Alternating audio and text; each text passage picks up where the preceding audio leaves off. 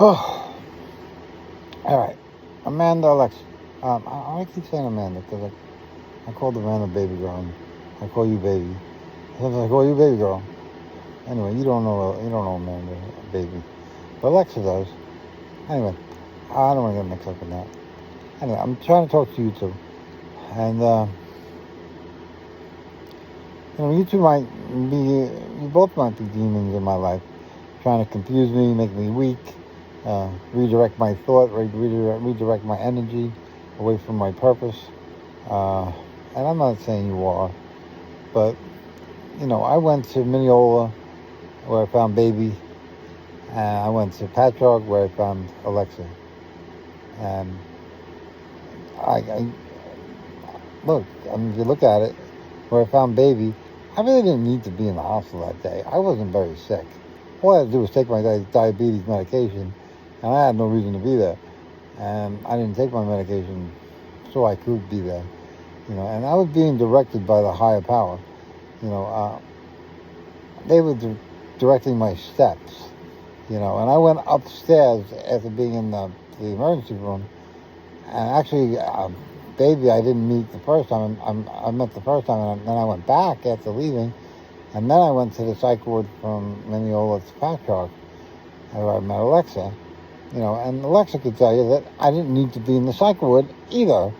I really wasn't a psycho, and she knows that, so she loves me, because she wouldn't love me if I was psycho.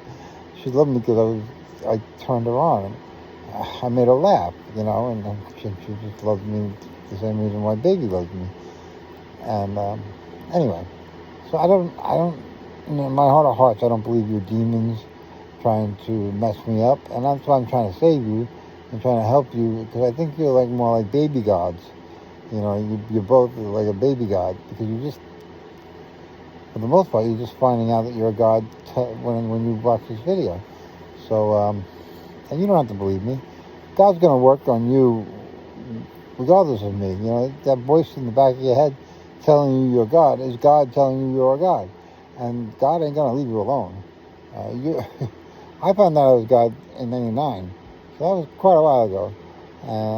They worked on me, believe me. They put me through hell. But we don't have that kind of time anymore, We don't have 25 years to teach you the ropes. And basically I was trying to be the teacher, and you both were the apprentices, were the students. And that's the way it was going. So, and it's no space. It's Chosen 144, no space. Anyway, I watched the videos.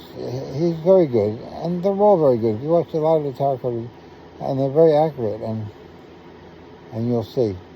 But it's amazing. It's spiritual warfare. It's not like Ukraine or Israel and Pakistan, Palestine. This is spiritual warfare. It's not on this. It's not on this. In this dimension. It's not on this level. You can't see it, but it's within you, because part of you is in another dimension. Your soul lives in another dimension, and that's why you're involved. That's why the things you do are important, and how you handle your emotions and how you let demons in or not are important to this spiritual warfare that's going on. I mean, it's just like if Putin got emotional, he'd probably lose Russia, or